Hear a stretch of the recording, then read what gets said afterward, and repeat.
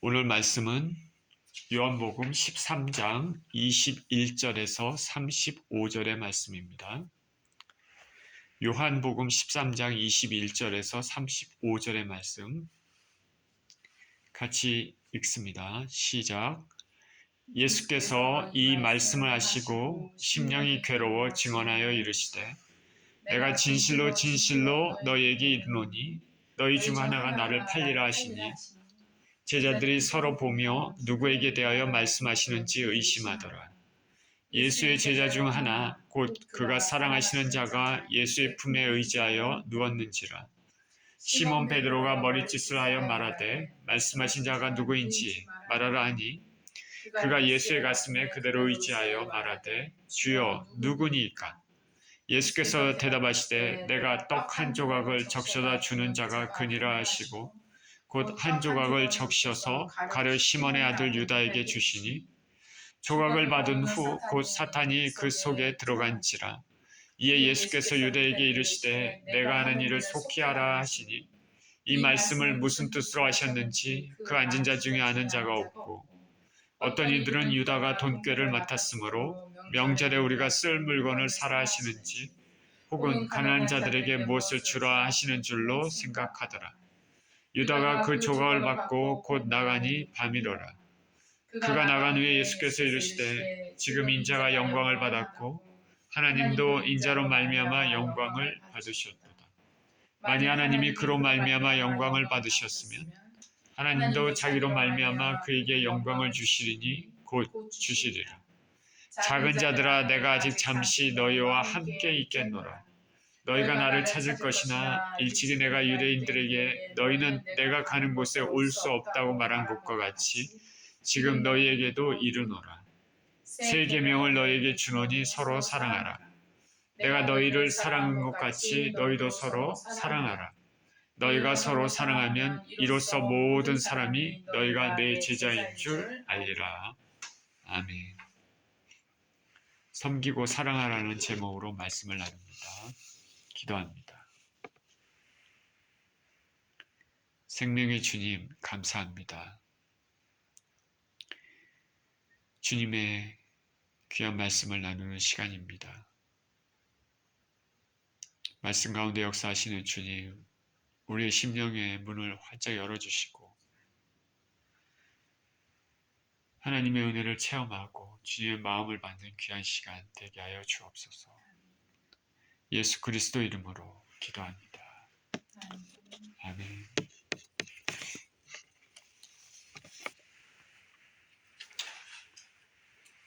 예수님께서는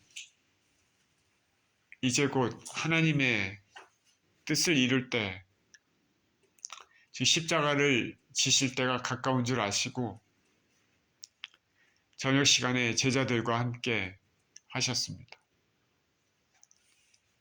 그리고 제자들의 발을 손수시키셨습니다.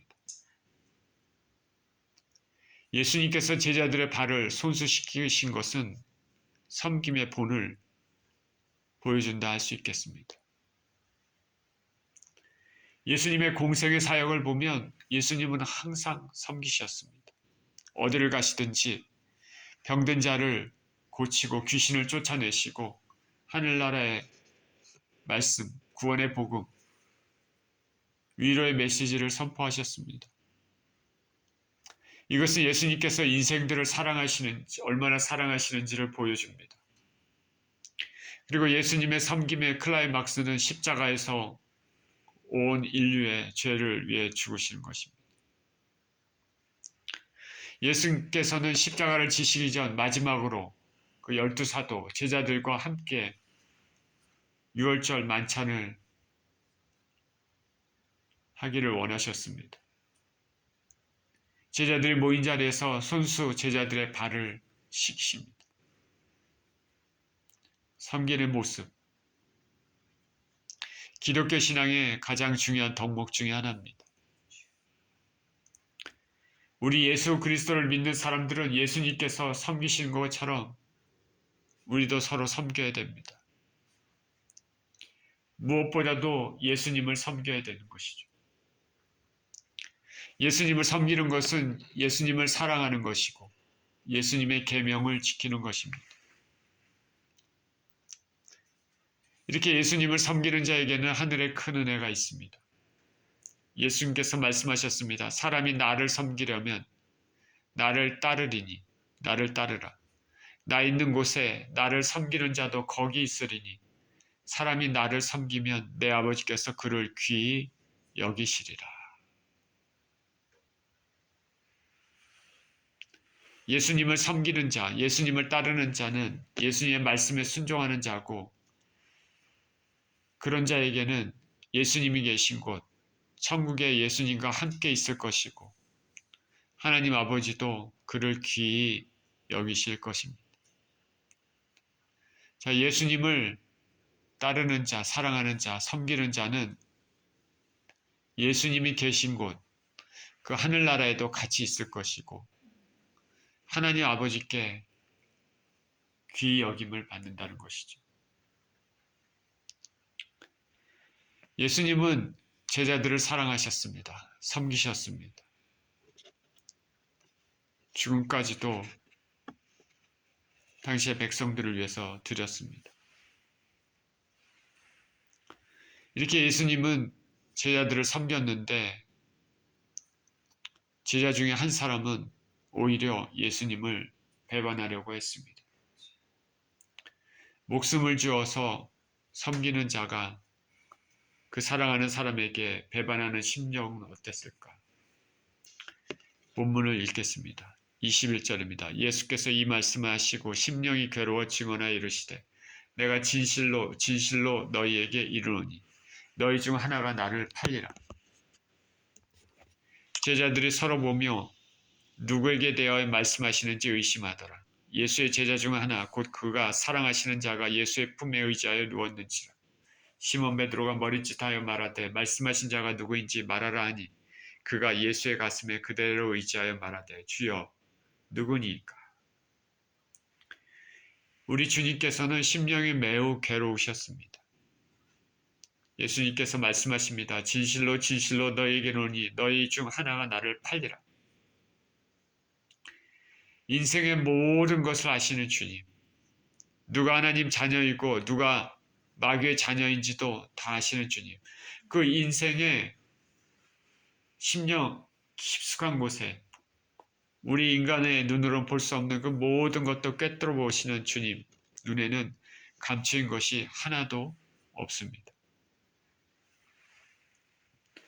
예수님께서 손수 택한 제자들은 모두 심령이 깨끗한 진실한 사람이었을 것으로 알고 있습니다. 그런데 그 중 한 사람은 그러지 못했습니다. 너희 중 하나가 나를 팔리라. 제자들은 예수님 말씀을 듣고 당황했습니다. 그리고 서로를 쳐다봅니다. 누구를 말씀하시는 거지? 제자들은 지금 설마 여태까지 예수님과 함께 같이 먹고 마시며 같이 자고 동고동락했던 동료가 그 선생님을 팔 것이라고는 감히 상상하지 못했습니다. 누구를 말씀하시는 걸까? 그때 예수님의 제자 중에 특별히 예수님이 사랑하시는 제자, 그리고 예수님을 사랑하는 제자, 요한이 예수님의 품에 의지하여 누워 있었습니다. 고대 시대 때, 특히 유대 로마 시대 때 풍습에는 식사를 할 때 우리처럼 이렇게 앉아서 식사한다는 것보다도 비스듬히 옆으로 누워서 엎드려서 식사하는 그런 풍습이 있었습니다. 요한은 예수님의 품에 의지해 누워 있었습니다. 조금 떨어져 있던 베드로가 요한을 보면서 머리짓으로 제스처를 취합니다. 자, 말씀하신 자가 누구인지 말하라 말합니다. 요한은 바로 예수님 제일 가까이 있었기 때문에 베드로는 조금 멀리 있었던 것 같죠. 그죠? 그러니까 머리짓으로 제스처를 취하면서 말씀하신 자가 누구인지 말하라고 말하는 것입니다. 성경에 보면 베드로와 요한은 참 친근하죠. 같은 어부고 같은 칭을 했습니다. 예수님 품에 의지하였던 요한은 예수님께 그래서 물었습니다. 주여, 누구입니까? 26절입니다. 예수께서 대답하시되 내가 떡 한 조각을 적셔다 주는 자가 그니라 하시고 곧 한 조각을 적셔서 가롯 시몬의 아들 유다에게 주시니 조각을 받은 후 사탄이 그 속에 들어간지라. 이에 예수께서 유다에게 이르시되 내가 하는 일을 속히 하라 하시니 이 말씀은 무슨 뜻으로 하셨는지 그 앉은 자 중에 아는 자가 없고 어떤 이들은 유다가 돈꾀를 맡았으므로 명절에 우리가 쓸 물건을 사라 하시는지 혹은 가난한 자들에게 무엇을 주라 하시는 줄로 생각하더라. 유다가 그 조각을 받고 곧 나가니 밤이러라. 주여, 누구니까? 요한이 예수님께 물었습니다. 예수님께서 말씀하십니다. 내가 떡 한 조각을 적셔다 주는 자가 그니라. 그 말씀하시고 떡 한 조각을 딱 적셔서 가롯 시몬의 아들 유다에게 주셨습니다. 자, 이 모습을 통해서 예수님은 마지막까지도 제자를 사랑하시고 인격을 존중하신다는 것을 우리는 알 수 있습니다. 그 배반자가 누구냐? 바로 유다다. 이렇게 예수님 말씀하지 않으셨습니다. 그 이름을 직접적으로 얘기하지 않으셨죠. 그냥 떡 한 조각을 가져다가 적셔서 유다에게 주었습니다. 유대 풍습에서는 떡 조각을 찍어서 손님에게 주는 것은 그 손님에게 대단한 친절을 대접하는 것을 의미합니다. 그렇게 떡 한 조각을 받을 만큼 유다는 예수님과 가까운 거리에 있었음을 알 수 있습니다. 그죠? 예수님이 적셔다가 이렇게 손으로 줬다는 것은 예수님의 손이 미치는 거리에 유다가 앉아 있다라는 말이죠. 이제 유다는 예수님께서 이미 자신이 예수님을 배반한 것을 알고 계셨다는 것을 느꼈을 것입니다. 그죠? 누가 배반합니까? 내가 떡 한 조각을 적셔다 주는 자니라. 적셔다가 유다에게 딱 줬습니다. 그 떡 한 조각을 받는 유다는 아이고 예수님이 내가 당신을 배반하는 것을 알고 있구나. 그렇게 알고 있었을 것입니다. 이제 예수님이 이렇게 하심으로 유다에게 마지막 회개의 기회를 주었습니다. 예수님의 이 모습은 유다에게 회개를 독촉하신 것으로 그런 사랑입니다. 유다는 잘못을 뉘우칠 수 있었습니다. 죄가 있음에도 숨기고 있다가 죄가 드러나면 참 창피하고 부끄러움을 느낍니다. 이럴 때는 부끄러움으로 끝나면 안 되고 하나님 앞에 엎드려서 사죄의 기도, 회개를 해야 되는 것입니다. 돌이켜야 되는 것입니다. 잘못했음을 고백하고 그 길에서 이제는 더 이상 그렇게 하면 안 되겠다고 결심하고 돌이키는 것입니다. 다윗이 밧세바를 범했습니다. 그게 들통나서 남편 우리아를 전쟁에서 죽게까지 했습니다. 이것에 대해 선지자 나단이 꾸짖었을 때 그는 바짝 엎드렸습니다. 잘못을 즉시 회개하고 시인하고 회개했습니다. 하나님 살려주십시오. 잘못했습니다. 당신의 성신을 저에게서 거두지 마시옵소서. 하나님이 두려운 것이죠.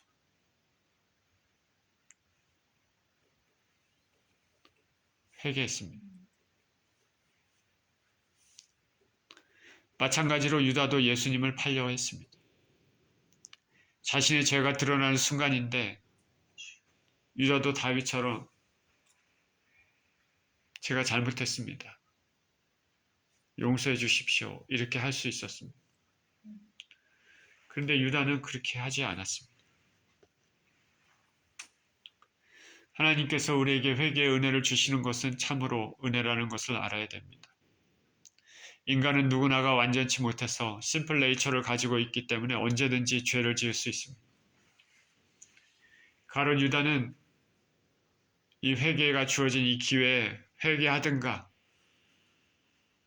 아니면은 죄를 계속 짓든가 선택해야 되는 순간에 불행히도 그는 죄를 선택했습니다. 예수님께서 주신 그 떡 한 조각을 아무 생각 없이 회개 모습 없이 그대로 받았습니다. 예수님이 주신 기회를 버린 후 사단이 즉시 가룟 유다의 속에 들어갔습니다. 가룟 유다의 속에 들어갔다는 것이 정확히 무슨 의미인지는 여러 가지 신학적인 견해가 있을 수 있지만 확실한 것은 이미 유다 마음 가운데는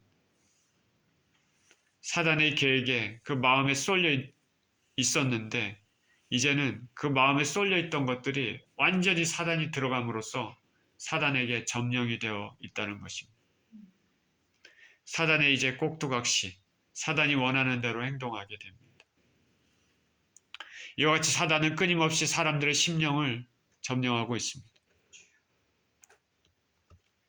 인생들이 하나님을 찾고자 하는 갈망, 주님의 뜻대로 행동하고자 하는 갈망이 없으면 결국 완전히 사단에게 점령당하게 됩니다. 처음에는 조금씩, 야금야금 그 인생의 심령을 점령하고 나중에는 회개하지 않을 경우 완전히 점령당해서 꼭두각시가 되는 것이죠. 사도 바울은 에베소서 2장에서 예수님을 믿지 않는 영혼들에게는 이 세상의 불순종의 아들들 가운데 역사하는 영이 있다고 말했습니다. 우리 크리스찬들에게는 항상 매일 주님과 교제하면서 내 자신의 심령을 살펴보고 그렇게 살지 않으면 언제든지 사단의 공격 대상이 될 수 있다는 것을 알아야 됩니다. 마음을 사단에게 노출시킬 수 있다는 것을, 빼앗길 수 있다는 것을 알아야 됩니다. 예수님을 배반하는 것은 하루아침에 이루어진 일이 아닙니다. 가룟 유다는 그 전부터 마음을 계속 조금씩 야금야금 사단에게 뺏겼습니다. 그것에 대해서 끊지 못하고 회개하지 않고 방치하고 있다가 결국은 마지막에 결정적인 기회, 예수님이 주시는 기회를 놓쳐버렸습니다. 이제는 그 사단이 유다의 심령 안에 완전히 들어가서 점령해버렸습니다. 유다가 조각을 받고 나갈 때 오늘 본문에 보니까 유다가 그 조각을 받고 곧 나가니 밤이러라 이렇게 말합니다. 밤이러라. 밤은 어두움을 상징합니다. 죄를 상징합니다. 하나님과 멀어지는 것을 상징합니다. 예수님은 이미 사단에게 넘어간 유다에게 내 할 일을 속히 하라 말씀하셨습니다. 주님의 말씀에 대해 유다를 제외한 다른 제자들은 주님이 무슨 말씀하시는지 아무도 알지 못했습니다. 어떤 제자들은 유다가 돈꾀를 맡고 있었기 때문에 명절에 쓸 것을 사든가 아니면 가난한 자들을 위해서 무엇을 사라고 명하셨을 것으로 그렇게 생각했습니다. 분명 주님은 조각을 적셔다가 주는 자가 예수님을 팔자라고 그렇게 말씀하셨는데 그것을 본 제자들은 가룟 유다의 배반을 알아차리지 못했습니다. 꿈에도 가룟 유다가 예수님을 배반할 것이라고 생각하지 못한 것이죠. 그죠? 다시 말해서 가룟 유다는 철저하게 자신의 이중인격을 은폐하고 있었다는 것을 알 수 있습니다. 누구도 그가 배신하라고는 생각지 못했습니다. 예수님께서 떡 한 조각을 찍어서 내가 주는 그가 나를 팔 자다. 그래서 유다에게 그렇게 줬음에도 불구하고 제자들은 몰랐습니다. 보통 돈꾀는 신뢰하는 자에게 맡기는 것이 상례인데 그렇게 제자들은 유다를 신뢰하고 있었는지 모르겠습니다. 그런데 성경에는 유다가 돈꾀를 맡으면서 거기에 있는 돈을 훔쳐갔다고 말합니다. 그래서 그를 도적이라 말했습니다. 마리아가 향유를 예수님께 부었을 때 가룟 유다는 그것을 아까워했습니다. 그리고 마리아에게 화를 냈습니다. 그것을 팔아 가난한 자들에게 줄 수 있지 않았느냐. 말은 참 좋은데 그런데 그의 말과는 다르게 실상은 그가 그렇게 한 이유는 그 속에 탐욕이 있기 때문이었습니다. 유다가 예수님을 배반한 이유가 여러 가지 있겠지만 그 중에 하나가 돈에 대한 탐욕입니다. 그는 은 30에 예수님을 팔았습니다. 오늘날도 신앙생활에 하는데 가장 걸림돌 중에 하나가 재물에 대한 것입니다. 세상도 마찬가지입니다.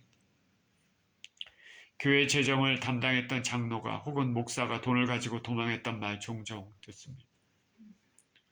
교회 내에서 계를 하다가 혹은 누구 돈을 빌린 후에 사라져 버리는 경우도 종종 있습니다.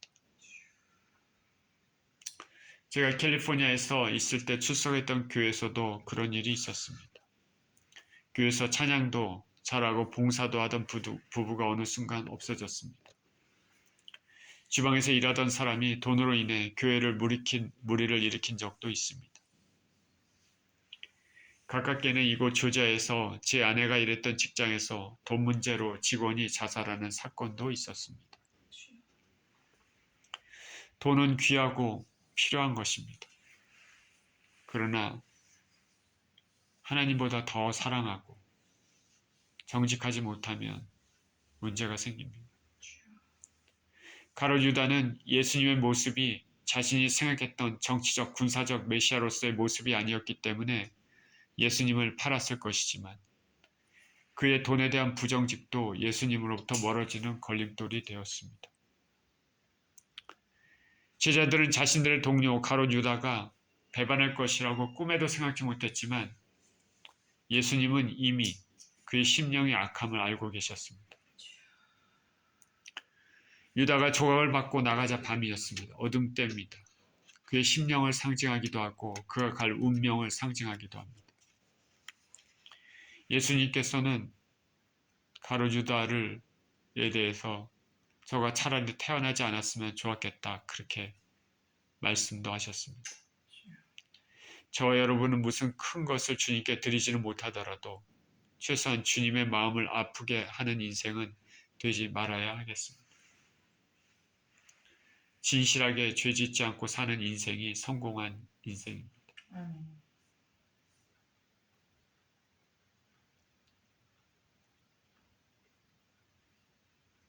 31절입니다. 그가 나간 후에 예수께서 이르시되 지금 인자가 영광을 받았고 하나님도 인자로 말미암아 영광을 받으셨도다. 만일 하나님이 그로 말미암아 영광을 받으셨으면 하나님도 자기로 말미암아 그에게 영광을 주시리니 곧 주시리라. 유다가 나갔습니다. 그가 나갔다는 것은 더 이상 예수님과 함께하는 그 무리에 속하지 않았다는 것입니다. 예수님이 함께하는 믿음의 공동체에 6월절 만찬을 함께하지 못했습니다. 스스로 그 무리에서 모임에서 떨어져 나갔습니다. 스스로 하나님의 백성에서 무리에서 스스로 나가버렸습니다. 그러자마자 밤이 됐습니다. 하나님의 백성의 무리들, 모임들 안에는 하나님의 빛이 있는 환한 낮인데 거기를 떠나자마자 밤에 어둠으로 빠진 것이죠. 그가 속한 무리의 특징입니다. 어둠이죠. 사단의 왕국입니다. 진리가 없고 거짓만 있는 곳입니다. 예수님께서 이제 이렇게 말씀하십니다. 지금 인자가 영광을 받았고 하나님도 인자로 말미암아 영광을 받으셨도다. 유다가 나가자마자 예수님이 하신 말씀이죠. 지금 인자가 영광을 받았고 하나님도 인자로 말미암아 영광을 받으셨도다.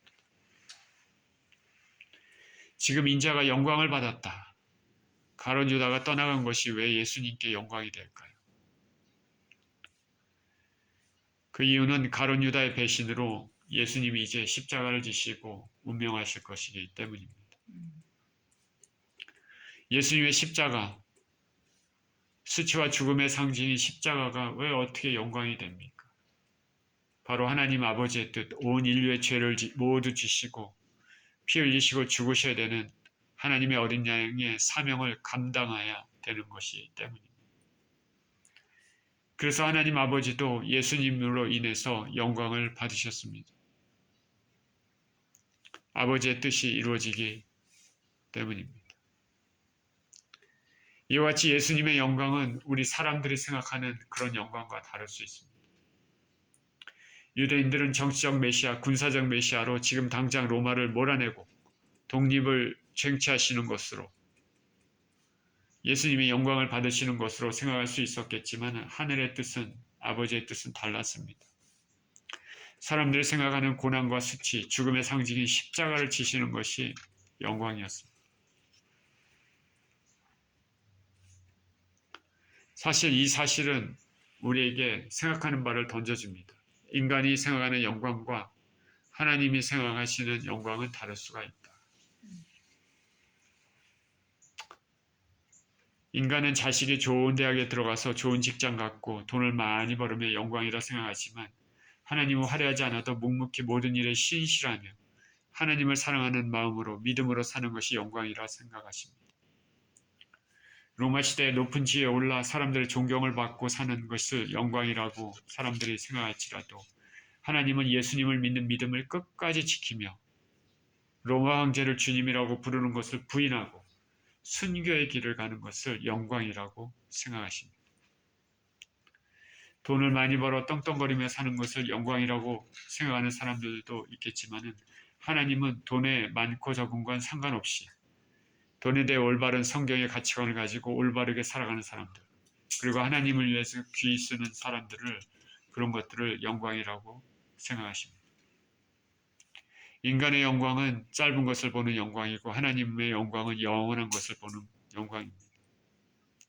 인간의 영광은 당장 눈에 보이는, 그러나 곧 없어질 그런 것들을 영광이라고 생각하지만 하나님은 아직은 눈에 보이지 않지만 이제 곧 영원한 게 주어질 더 복되고 더 아름다운, 썩지 아니한 그것을 영광이라고 보십니다. 인간의 관점과 하나님의 관점은 틀립니다. 그렇기 때문에 그 영원한 하나님의 관점, 보이지 않는 이런 것들을 알지 못하고 믿지 못하는 사람들이 예수님 앞에 나오지 않는 것이죠. 우리 예수님 앞에 믿음을 가지고 나가는 사람들은, 진정한 예수 그리스도의 사람들은 이 보이지 않는 것, 그러나 확실한 것, 우리에게 주어질 이 영광을 바라보며 사는 것입니다.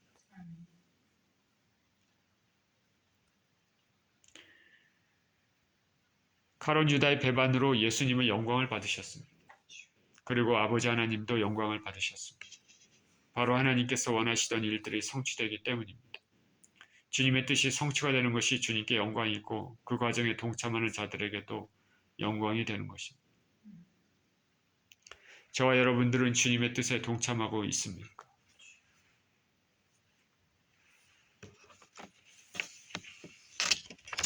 예수님이 지금 영광을 받으셨고 또 하나님 아버지께서도 예수님으로 인해 영광을 받으셨습니다. 이렇게 하나님 아버지께서 예수님으로 인해서 영광을 받으셨으면 하나님 아버지도 그것으로 인해 예수님께 영광을 주실 것입니다. 예수님을 통해 우리에게 주어진 하나님의 뜻을 이루는 자들, 그것도 하나님께 영광을 돌리는 것이며 예수님께도 영광을 돌리는 일입니다. 우리가 이렇게 두 분께 영광을 돌리면 하나님도 예수님도 우리에게 영광을 주실 것입니다.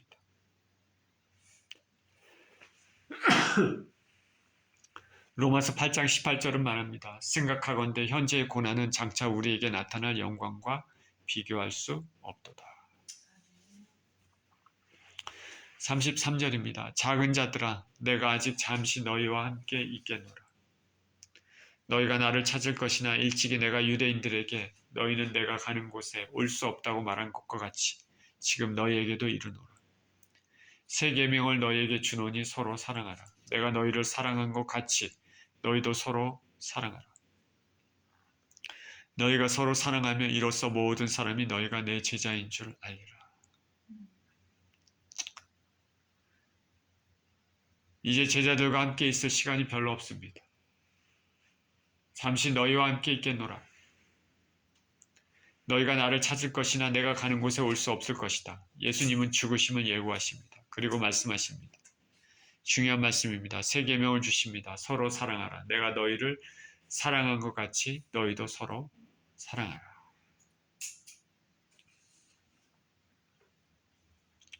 제자들 간에 서로 사랑하라고 계명을 주십니다. 가룟 유다는 사랑하지 않았습니다. 예수님을 사랑하지도 않았고 떨어져 나갔습니다.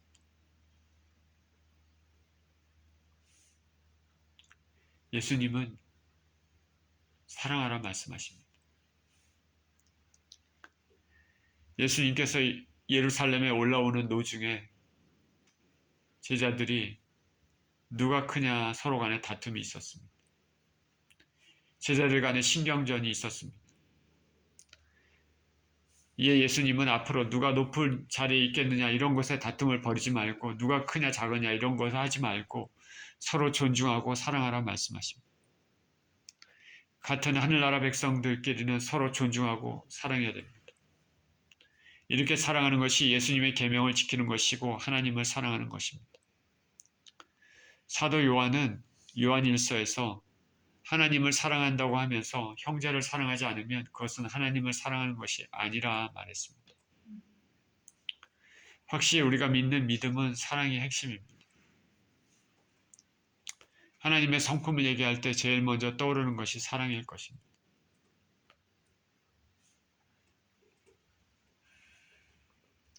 하나님이 사랑이 하나님이듯이 예수님의 사랑이 예수님이듯이 예수님이 제자들을 사랑했듯이 제자들 간에 서로 사랑하라 말씀하십니다. 예수님이 십자가에 죽으심으로 하늘나라 백성들에게 사랑의 징표를 주신 것처럼 하늘나라 백성들은 예수님의 가르침을 따라 서로 우애하고 사랑해야 됩니다. 예수님이 이렇게 함으로써 사람들이 참 예수님의 제자가 된다 말씀하십니다. 가룟 유다는 예수님을 사랑하지 않아 배반하고 팔려고 스스로 떨어져 나갔지만 진정한 예수님의 제자들은 예수님을 사랑하고 예수님 계명대로 서로 사랑하고 섬기는 인생들이어야 하겠습니다. 저와 여러분은 하늘나라의 백성들, 믿음 안에 있는 형제 자매들을 사랑하고 있습니까? 지금은 매우 악한 세상입니다. 불법이 난무한 세상입니다. 그렇기 때문에 서로 간에 사랑이 식어진 시대입니다. 이런 시대일수록 우리 예수 그리스도를 믿는 사람들은 그 믿음의 형제 자매들을 간에 귀하게 여기고 서로 섬기며 사랑해야 될 것입니다. 예수님은 제자들과 마지막 만찬을 하시면서 손수 제자들의 발을 씻기시며 섬김의 모습을 보이셨고 제자들에게도 서로 발을 씻기라고 말씀하셨습니다. 그리고 오늘 본문에서도 이제 곧 너희들을 떠날 텐데 서로 사랑하라는 계명을 주셨습니다. 섬김과 사랑은 하늘나라 징표입니다. 백성들의 표징입니다. 주님께서 손수 섬기시고 사랑하신 것 같이 하늘나라 백성들은 예수님의 제자들은 예수님을 사랑하듯이 서로 사랑하며 섬기는 삶을 살아야 되겠습니다. 이러한 삶을 사시는 저와 여러분 모두 되시기를 예수 그리스도 이름으로 축원드립니다. 기도합니다. 예수님은 손수 제자들의 발을 씻기시고 예수님을 그래서 제자들을 섬기시며 그 제자들을 사랑하시고 이제 십자가를 지시면서 마지막으로 다시 한번 사랑의 계명을 말씀하셨습니다. 예수님은 사랑과 섬김의 클라이막스 표징으로 자신을 십자가에서 당시의 백성들을 위해서 주셨습니다. 하나님 아버지, 우리 예수님 믿는 사람들도 예수님 가르친 대로 서로 사랑하고 존경하고 섬기는 인생들 될 수 있게 하여 주시옵소서. 감사드리며 우리 주 예수 그리스도 이름으로 기도합니다.